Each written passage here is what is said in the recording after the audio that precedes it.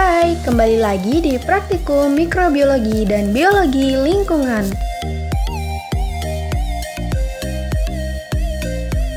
Kali ini kita akan membahas modul 3 dan 4. Yuk kita ikutin.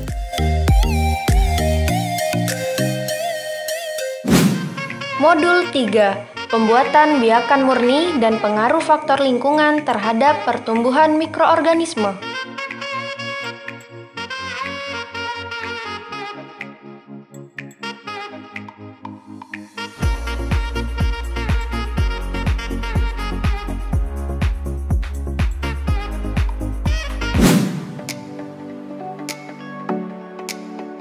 Perkenalkan, nama saya Dila Aulia Syafitri. Di sini saya sebagai asisten praktikum biologi dan mikrobiologi lingkungan. Jadi pada umumnya cara mengasingkan mikroba dari jenis anaerob dan aerob dapat dikatakan sama. Perbedaan yang utama hanya terletak pada cara mendapatkan suasana lingkungan pertumbuhan yang diinginkan oleh masing-masing mikroba tersebut dan jenis pembenihan yang dibutuhkan untuk kesuburan pertumbuhannya. Jenis mikroba aerob dapat tumbuh dengan mudah pada suasana alam bebas, sedangkan mikroba anaerob membutuhkan suasana lingkungan bebas O2 dan kadar CO2 tinggi 5-10. Suhu pengeraman yaitu 37 derajat Celcius sesuai dengan suhu tubuh manusia, sedangkan waktu pengeraman untuk mikroba anaerob waktunya sedikit lebih lama. Media pertumbuhan mikroorganisme adalah bahan yang digunakan untuk membiakkan mikroorganisme. Media tersusun dari beberapa jenis bahan kimia maupun alam yang terdiri dari unsur atau senyawa yang dibutuhkan untuk metabolisme. Tempat bakteri dan jamur dipengaruhi oleh kondisi media tempat pertumbuhannya. Media harus memenuhi beberapa syarat, yaitu harus memiliki susunan makanan, tekanan osmosis, keasaman atau pH, temperatur, dan sterilisasi. Di dalam susunan makanan harus dilengkapi dengan air, sumber karbon, sumber nitrogen, mineral, vitamin, dan gas yang harus selalu ada. Apabila salah satu dari syarat-syarat ini tidak terpenuhi, maka bakteri ataupun jamur tidak akan tumbuh. Berdasarkan komposisinya, media yang digunakan untuk pertumbuhan mikroorganisme dapat dibagi menjadi 3, yaitu yang pertama media diperkaya, yaitu media sintesis yang mengandung komponen asam makhluk hidup seperti darah atau ekstrak jaringan tumbuhan dan hewan. Yang kedua ada media selektif, media yang dibubuhkan bahan kimia yang mampu menghambat pertumbuhan mikroorganisme lain selain mikroorganisme target. Yang ketiga ada media diferensial, yaitu media yang mengandung senyawa tertentu yang dapat membedakan sifat mikroba tertentu dalam suatu kultur campuran. Untuk media enak sendiri, yaitu media yang menggunakan kaldu, daging, dan untuk media PDA sendiri, yaitu media yang menggunakan kaldu kentang. Dan sekarang yuk kita lihat proses praktikumnya. Alat dan bahan yang digunakan yaitu sebagai berikut.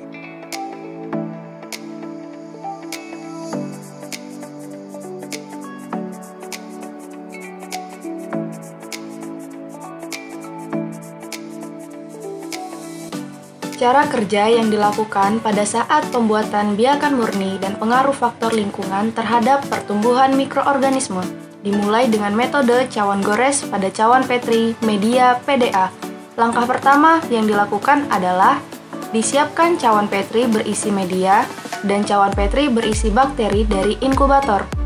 Disiapkan lampu bunsen dan dinyalakan menggunakan korek api. Kemudian dibuka cawan Petri yang berisi media secara aseptik.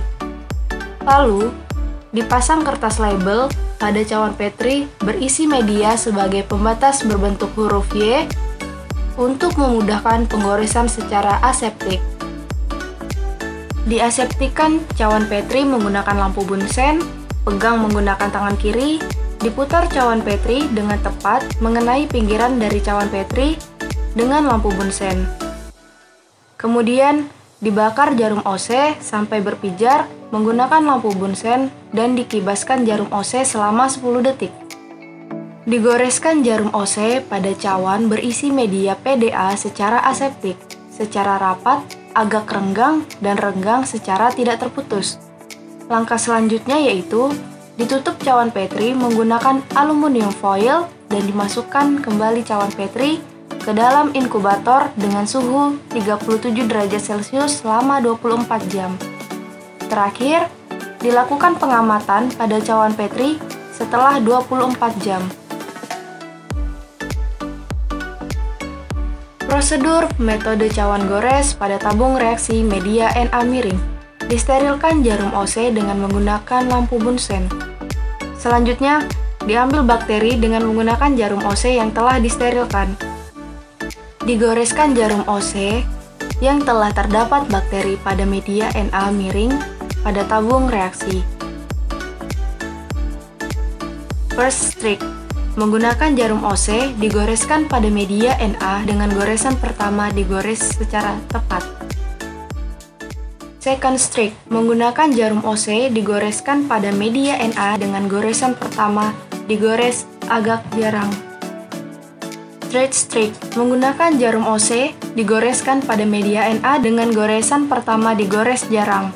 Selanjutnya, ketiga jenis goresan dilakukan secara tidak terputus dan selalu menyambung dari goresan pertama hingga goresan ketiga.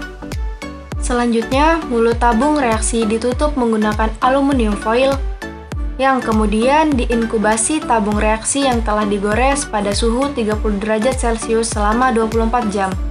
Yang terakhir, diamati pertumbuhan koloninya. Prosedur pengaruh suhu pada pertumbuhan mikroorganisme.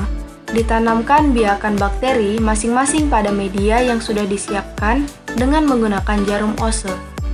Kemudian, diinkubasi masing-masing biakan pada suhu 5 derajat Celcius di dalam kulkas, pada suhu ruangan, dan pada suhu 37 derajat Celcius di dalam inkubator.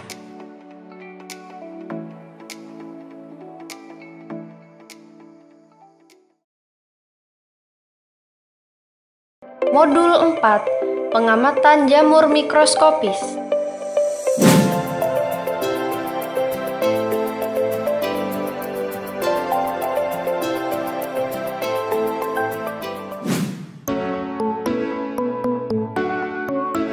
Assalamualaikum warahmatullahi wabarakatuh. Perkenalkan, nama saya Mariatu Kiptia. Saya sebagai asisten biologi dan mikrobiologi lingkungan. Pada kehidupan sehari-hari, biasanya kita akan menemukan suatu organisme yang berbentuk seperti payung berwarna putih. Organisme ini disebut jamur atau cendawan. Jamur di alam sangat beragam dalam bentuk maupun warnanya. Jamur diklasifikasi sebagai kingdom fungi, bukan dari kelompok plantae atau tumbuhan. Karena jamur tidak dapat berfotosintesis dan dinding selnya bukan dari selulosa. Jamur hidup tersebar dan terdapat di tanah, air vegetasi, badan hewan, makanan, di bangunan, bahkan pada tubuh manusia. Jamur dapat tumbuh dan berkembang pada kelembaban dan suhu yang tinggi. Di dalam kehidupan, jamur memiliki peran masing-masing di habitatnya, baik yang berkaitan langsung maupun yang tidak langsung bagi manusia. Mikroskop cahaya menggunakan cahaya sebagai media untuk mengirimkan gambar ke mata kita. Mikroskop cahaya telah ditemukan sejak lama dan telah melalui berbagai improvisasi. Yuk, kita lihat proses praktikumnya. Alat dan bahan yang digunakan yaitu sebagai berikut.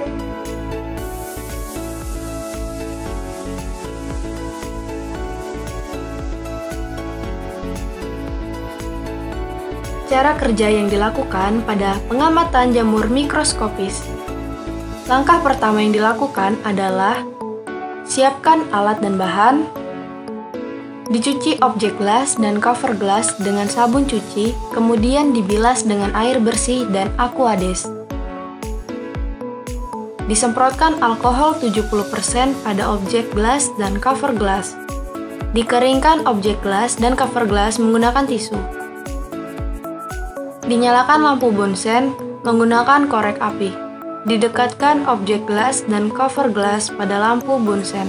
Dipanaskan jarum OC hingga berpijar, lalu dikibaskan selama 10 detik. Diambil jamur dengan jarum OC pada sampel roti berjamur.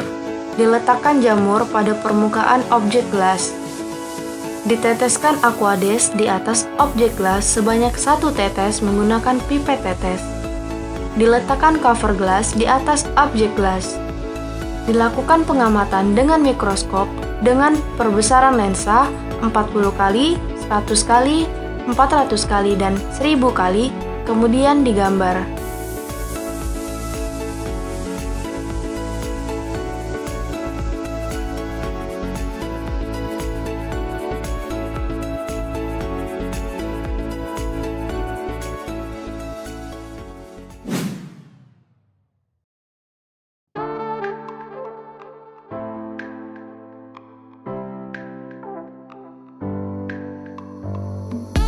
Sampai di sini dulu ya pembahasan modul 3 dan 4, dan jangan lupa tetap pantengin pembahasan selanjutnya.